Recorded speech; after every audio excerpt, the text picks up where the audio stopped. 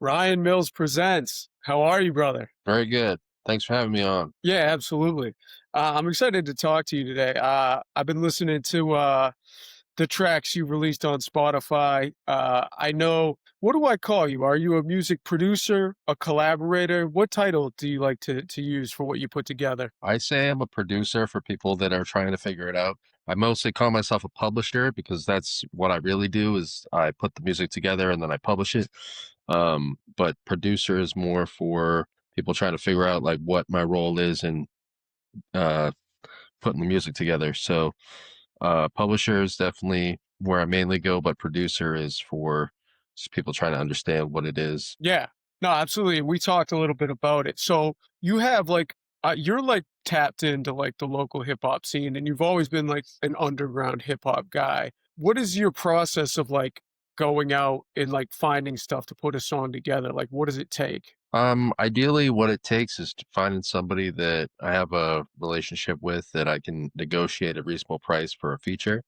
Um, Most of the time, I want to make a song with people that um, it's going to benefit their career already, something that they already have established that I can help amplify to a higher level or reach a new audience.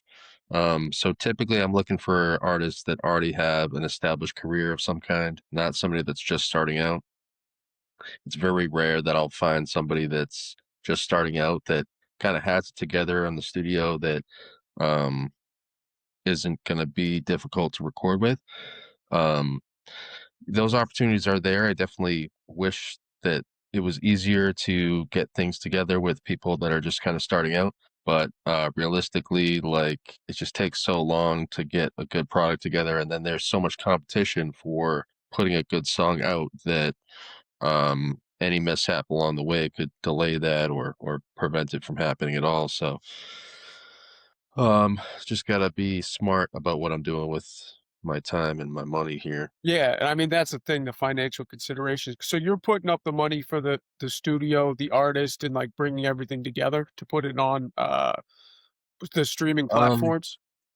yeah, I mean, I host everything from like trying to publish everything as a track, but I am paying each the artist individually, and then um it's kind of up to them to record it.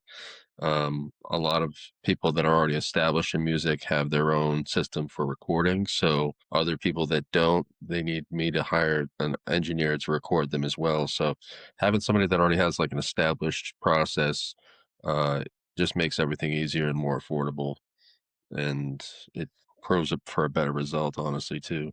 Yeah. No, I mean putting the entire package together. And you have 5 songs out right now. Is that correct? You're basically putting out individual singles? Yeah, individual singles right now. Yeah. I have two more songs in the works right now, but they're not out yet. I should have one in the next probably by March, a new song. Yeah. Nice. And how did you come up with like this idea, right? Because obviously, well, like rap music production, like you're aware of it, but like to put it together to yourself and put it out under your name, like I know you've always been a hip hop fan as long as I've known you. Like, what gave you the idea, the inspiration to do it? Sure. I mean, I've always been kind of hustling, trying to figure out my way to make it in entertainment or make a career.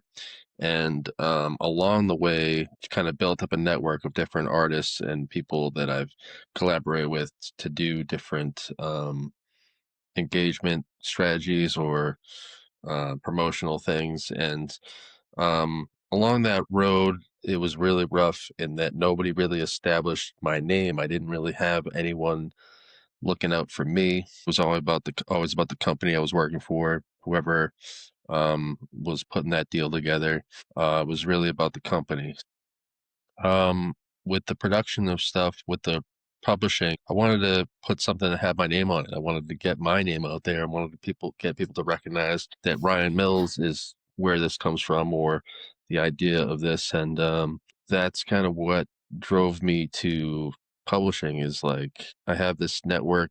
I'm not really getting um I'm not really getting my foot in the door with any real company that's going places that I felt that I wanted to be a part of. So was just like, you know what, I'm gonna start investing in myself and make an attempt to publish these songs.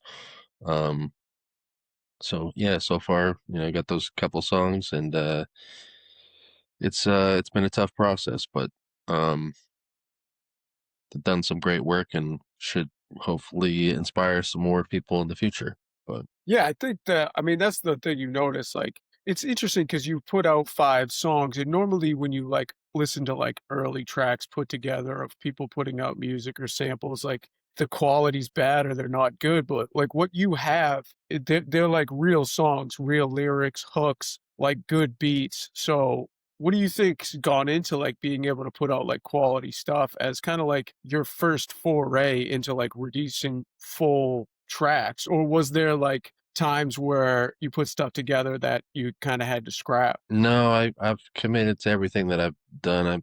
As far as like all of the songs, like all of the artists that are featured, they're people that have inspired me, people that I look up to and I think that are really great. So working with them for me is like taking on the opportunity to work with them. It's like that's a lot for me. That's a big deal for me. So the fact that the songs actually come together and I actually have like a real finalized song that I can share with you and you can kind of learn about the artist that I'm featuring, that's really incredible. But just to have the opportunity to actually physically be the person that they will work with to, bring things together when they aren't together yet, when they're, the bare bones of it. That's pretty awesome. And as far as it coming together, like it is a process and I have to be patient about it a lot. And, um, I really can't get too bent out of shape about how long it takes because I'm just thankful that the artist will work with me when they're ready. Yeah, I mean, it's cool that you were able to get enough of their attention to put it together, like, Thought Pollution's got, like, 200,000 plays on Spotify, which, like, from you just, like, starting on your own Ryan Mills as you're the venture, like, that's pretty impressive, and then but all of your songs have, like, decent amount of plays. Is, like, anything you've done specifically to promote those to, like, get them on the map? Because I assume a lot of people put out music, and I mean, I'm an independent podcaster. I get 3 plays an episode at this point. Yeah. Like, I wanna get to the point where they're getting over plays or a large amount of consumption. What have you done to, like, get, that sort of volume? You think it's the artist or something you've done with, For like, the most S yeah, you can go into that. for the most part, I think it is the artist. Just like in your podcast here, trying to attract views. With every guest that you have on, they have their own niche of following that they might tap into your podcast because they're kind of opening up. Um, so with every artist that I put on my song, they kind of have their own audience, and um, more than anything, the audience is just hungry for the next song. They're not so much thinking about the artist and what they're working like what they have going on in their life. They're just excited that there's a new song out. So whether I put it out or someone else puts it out or they put it out on their own, the audience is more just looking for that new song, that next thing, not so much who put it out or where it comes from or anything like that. So um I think that's been really good as far as the singles go because the consumption is just like people have an appetite based on the artists that are featured. And me stacking those artists, it definitely draws a lot of instant like plays. Um, a, a lot of the artists that I feature are established, so when they have a song out, there is already a following that's ready to consume it. And with the Thought Pollution song, Ritz was on tour and Lateb was on tour. Lateb's a artist from Boston that was touring internationally at the time. Yeah. And Jackson Whalen was actually just coming off a song with KRS-One. So everybody at that time was like really kind of emerging and popping off. So it was a really special time for me to release. Um, but other than that, like the other songs, like they each have their own audience, and that's what's really important about kind of resharing it. Even though the songs age, I've really only reached a couple thousand people, and reaching I can reach all sorts of new people every day. So there's a lot of opportunity for me to keep pushing. Yeah. No, and I encourage people who are listening to this to listen to the songs because 'cause they're great. Well, tell me about, like, "Show Me" because that's like, uh, kinda completely different, like, vibe and style from the other ones. Like, how Yeah, so like with my venture in publishing and production, I wanted to be as inclusive as possible and bring as many different styles of music together.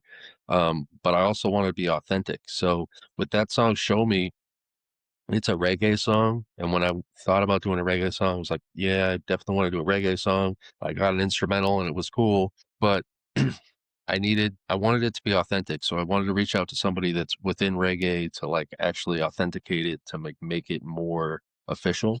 And for that, I reached out to this guy Mamadou, who was he's originally from Senegal, but he lives here in Salem now. And during the pandemic, I actually hit him up and was just like, "Hey, man, any chance you could get on the song?" And it just so happened because of the pandemic, he wasn't able to tour. He was around, he was able to get it done, but he looked at the production and he was like, "Listen, man, this is cool. I can do it, but it's not really authentic to like what I usually do. So do you think we could like re-engineer it to make it more, specific?" And I was like, "Yeah, absolutely. I want to make it as authentic as possible." So that's why it sounds kind of rough. Like as far as the production, it's like very rough, but that's because it has like those world instrument elements to it to make it more like rustic. Yeah. But yeah, it definitely has a more soulful reggae vibe. It's definitely more calm, a family type vibe. And after finishing that song, I wanted it in like a Disney movie or something. It felt that good. It's like so Yeah. warm like that.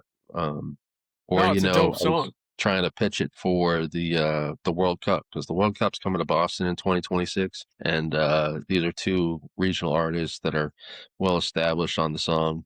It would be an amazing thing to kind of mix that style for the World Cup, but it doesn't seem like it's going to happen. I've pulled on a lot of strings, but nothing's really come up. So.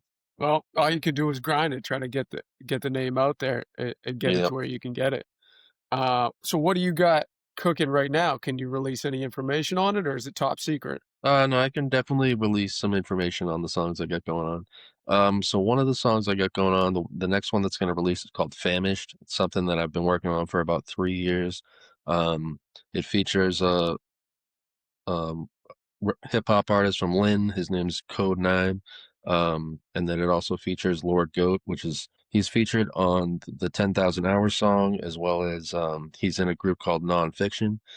I came up listening to Lord Goat back in like the early 2000s. So to be working with him and featuring on songs is just incredible. But him and Code Nine, they both have like a really raw street style. So um, it's really good to kind of pair them on a song because it'll reach an audience that's very specific to that raw street vibe. And as far as the instrumental on this one, it has like a really classic 90s hip hop vibe that's reminiscent of like breakdancing and like DJ scratching and stuff. And then DJ Slipwax from Keep It 100, and he's also one of the biggest DJs in Boston. He is featured on the song also and does like a third verse, which he just tears into the song with some scratching. And it's really awesome. I'm super excited to get it out there, but I also want it to kind of come out right. And in that, after you make a song, after you've kind of produced a song and you have a song together, you name it, you give it a name. It's cool. You're all excited to release it, whatever.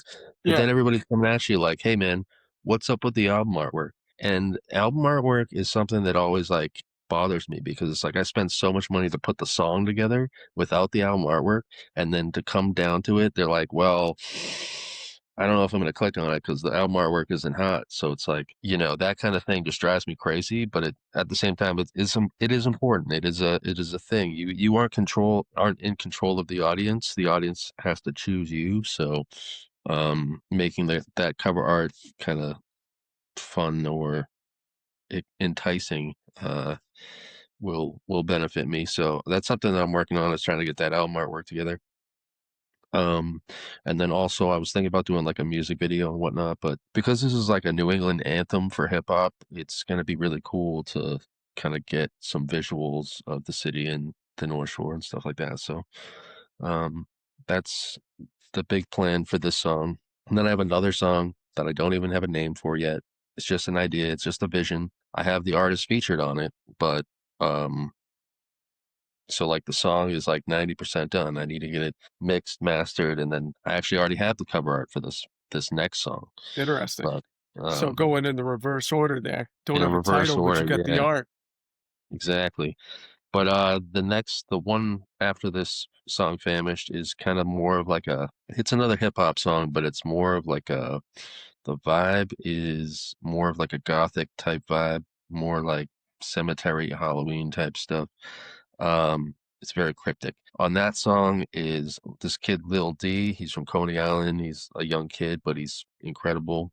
Um, How'd you get linked up with him? um, we kind of I mean I've been supporting him online for like a long time, and basically he checked out some of my stuff and was like, man, I'd love to work with you. So I pretty much designed this song somewhat around him. He was really hungry to work with me, and I was kind of getting impatient with myself that like when people do have an appetite to work with me, that appetite might not exist forever. I don't know what's going on in their life Yeah. where they might not be around or able to work. So things are going really well for him right now. He's buzzing really well, and I'm gonna be able to work with him on doing something that's very different than what he usually does. So um, it's going to be really exciting when that comes out because he's got a lot of buzz. But additionally, with him is this kid guy LJ. He's from a group called Black Medine. They're really big in Boston. They've been around since the '90s. They opened for Public Enemy at the Boston Calling last year. Um, they're really well established really well established artists all over the world, and it's really awesome to be able to feature them or feature LJ rather because he's kind of like a for Boston rap he's kind of like a godfather. He's been around for so long that if you're a young person in hip hop, chances are you've seen it perform. So it's good to have him on the song. And then additionally is this guy Orny Osborne, who's from a group called Gray Skull. They were signed to Rhymesayers back in the day. He's independent now. Um, just does a lot of really different style stuff, and he's a very special artist. So between him and Little D working on a song, just would be an exceptional collaboration. No one else has done this yet, so it's gonna be really cool when that comes out. Oh, that sounds dope. And so how'd you come up with the concept of the song? Like, you wanted something So gothic and it's that's where it started, or how'd you do that? No, no, it's pretty much I always go with the producer. I try and this one producer in particular, First Official, he makes it super easy for me to look through beats and find different things to work with, and his lease options are really affordable and it's just easy to work with. So I basically roll through his catalog and try and find an instrumental that I can work with. Then, depending on the length of the instrumental, I figure out how many artists I can put on the song, and then kind of how it breaks down. Once I figure out what art, like how many artists it's going to be, and then I'll break it down into like the sections to where they're supposed to come in on. And so when I feed the artist the song, it's like I already have the section where they're supposed to come in on. I already have the instrumental for what it is, and I can kind of tell them a little bit. I don't know, it's mostly like with the direction for what they write. It's their excitement to be on the song. They're professionals. They have a method for what they do. So Yeah. um and I'm fully engaged with what they're capable of. So um I'm open to whatever they want to share within what they can do. So I pretty much get all that energy together. I package it up in an email, and I'm like, hey, listen, this is what I want to do. What's the rate on it? And we get that done. So That's dope, man. once it's all together though, it's like, all right, well, let me package it with like the album artwork and get it on all the platforms, and make sure it's registered on BMI, and there's all this like administrative stuff as a musician you have to do that's like extra, but So, that is the stuff that actually pays. So when it's registered on BMI, that what does that entail? Does that mean you own it? yeah, basically that makes it so that it's registered so that if anyone else plays it, they can refer back to who owns it for like paying royalties and things. Most of the royalty stuff like goes into like a third party thing, so they'll pay it out anyway. But when they're trying to figure out like if they can use your music in movies or TV or stuff like that, they need to have like a record of where it comes from. So being Yeah, on see, I the don't know very that, back. like, that deep that the inside stuff of, like, actually getting a song out there Yeah, and I what it mean, takes.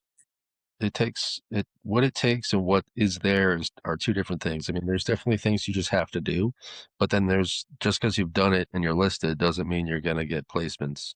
It just means that if you do get placements, there's a record of where who owns it and where it's cataloged and stuff. So um, there's definitely another process to that. Well, I mean, it's probably important you cover that before it comes on the back end, and then you kinda gotta scramble to, like, Right. get your shit together. Exactly. You don't want somebody basically claiming money that should be going to you because you haven't like defined that you are the owner. Yeah. Um, that's just what happens. So When it comes to Spotify, like, artists talk about this all the time, like, it's hard to make money. Like, do you see anything from the plays on your songs, or, like, what's the threshold you have to get to, like, make any money? I mean, you see money, but like um it's nothing worth collecting, that's for sure. Yeah. Like 1,000 plays, gets you like, I don't know, $10 or something like that. Like it's not like it takes a lot to get a very little. And the thing that's most annoying about Spotify, whether it's Spotify, Apple Music, Amazon Music, doesn't matter what platform it is. The thing that's really the problem isn't so much that the streaming doesn't pay enough. It's that there's no promotion of independent artists. Like Yeah. those are the channels where people are using to access music. But like as far as like being a independent artist publishing on those platforms, there's no avenue for me to reach a lot of people. It's just like I get pushed aside for the biggest artists that are, on the platform and they get all the attention. And like this that's the system. The world knows that. But like there's if I would say like if a streaming platform wanted to compete with Amazon, take market share, what they would do is build out avenues so that independent artists can kind of gain more reach without like having to like kind of be on a label or like pay into this bigger thing. Um, just making it easier for artists to be discovered, basically. The streaming stuff just is what it is, kind of. Yeah. I mean, that's what I like about you what you do too, though, is you're working with, like, artists that you love and that you followed, like, forever, and, like, so putting the song together is also something that you love. Yeah, I mean, financially, maybe on the back end, it's not great, but, like, you could see it in the music when you put it out. absolutely. I'm glad that you can see it in the music and feel it in the music because that's 100% what it's all about. Is like I have, and I do like support these guys and everyone on my songs because um, they've just inspired me to like look out for more stuff. Like look out for that next thing because I don't know everything. Because like I just when I discovered those artists, I was like, damn, these people are fucking really really talented, and just kind of being on the lookout for the next thing and not having your eyes shut, thinking you've heard it all or heard everything before. There could be that next talent is like right around the corner, and everybody needs a hand. Like everybody needs help. So artists that have been all over the country, they've toured the world, they've done everything. They still need some help, like today. So um, what they've accomplished in their past is in the past. So like they Yeah, need to move into today and find new people to listen to the music and stuff. And um, it's a constant grind. So at every stage of the career, it's going to be a constant grind to get more people to listen and check you out. It's just so much. There's just so much stuff out there to consume that it's like, well, why are they going to choose you? And the reason they might choose you is because you affiliate with different artists, and I got to find different ways to push myself ahead of everyone else. If a bunch of other artists have thousands of songs out there and I only have my five or six, like I have to find every avenue I can to like create a listener or get somebody to be interested. So yeah. um making all my songs really special is really important. And it definitely, choosing the right artist on the right song matters. So I think my all my songs are as special as they are because I've chosen the artists that I've chosen, and the next songs are in the same way. They're very special because of the artists that have been chosen to feature. Yeah.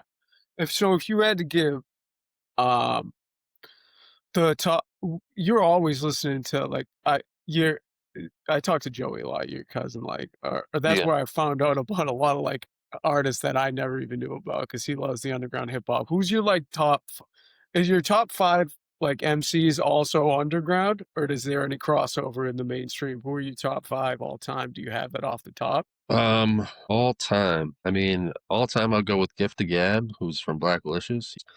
He passed in 2021, but he was like the reason that got me into producing and publishing because like once he passed, it was like people totally forgot about him and his legacy, but he's definitely in my top five. Another one is The Last Emperor. He's an underground guy from New York. He's old as all hell, but Yeah, he's like smart. He's just such a smart guy. And even at his age presently, I'm sure he can still flow pretty well. Um, he's definitely in the top five all time. As far as like crossover, probably put like Big L in my top five yeah, all time, just because like you never really got like I see lots of these videos about Big E versus Big L and who would they take and this and that, and like people don't really know what to say for Big L because his career was so short I and know. like he died so young that like for what he was doing at the time, it was exceptional. And uh he's in my top five because like every time I've ever heard Big L, it's always like, oh shit, that's so much like better than like what I'm listening to right now and of that time. Like Yeah, that there's no one else like that. So he's he's definitely like in there. yeah, I love L. Cannabis is another one in my top five. That's I came up listening to Cannabis when I was a kid, so he's a really smart lyricist, and even today he's still rapping really well. So if you haven't heard it, there's a song called Avatar Gangsta with him and Raskos that just came out like a year ago. It's very good. Um, and finally, I'd probably put KRS-One in my top Okay. five as So like one of the titans of hip hop history. yeah. Yeah, I mean, I don't know.